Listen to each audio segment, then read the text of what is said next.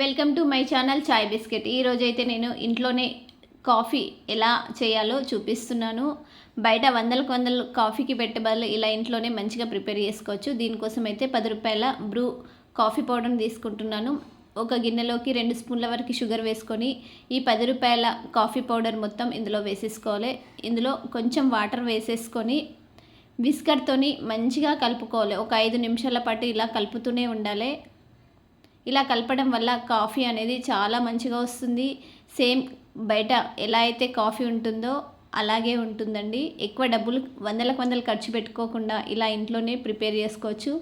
దీన్ని ఇద్దరు మంచిగా తాగేసేయచ్చు.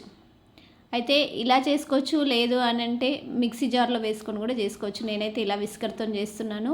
ఇలా చాలాసేపు అనడం వల్ల ఈ కాఫీ పొడి అనేది ఇలా మంచిగా వచ్చేస్తుందండి. ఇప్పుడు దీన్ని ఒక కప్లోకి వేసేసుకొని దీంట్లోకి కొంచెం పాలు వేసుకోవాలి. నచ్చినన్ని పాలు వేసేసుకోండి. నేనైతే కోల్డ్ కాఫీ కాకుండా హాట్ కాఫీ పెట్టుకుంటున్నాను. కావాలంటే ఐస్ క్యూబ్స్ వేసుకుంటే కోల్డ్ కాఫీ అవుతుంది. ఇలా వేసేసుకొని ఇందులో పాలు వేసేసుకొని తాగేసేయడం అంతే అండి. బయట వందలు పెట్టకుండా ఇలా ఒక్కసారి ప్రిపేర్ చేసుకొని తాగి చూడండి. సేమ్ కాఫీ డేలో ఎలాగైతే ఉంటుందో కాఫీ అలాగే ఉంటుంది. మీ అందరు కూడా స్మాల్ రిక్వెస్ట్ అండి, ఎవరైతే మా వీడియోని చూస్తున్నారో వాళ్ళందరూ కూడా మా ఛానల్ చాయ్ బిస్కెట్ ఛానల్ని తప్పకుండా సబ్స్క్రైబ్ చేసుకోండి. అలాగే ఫ్యామిలీ మెంబర్స్కి, ఫ్రెండ్స్కి షేర్ చేయండి, లైక్ చేయండి. Thank you.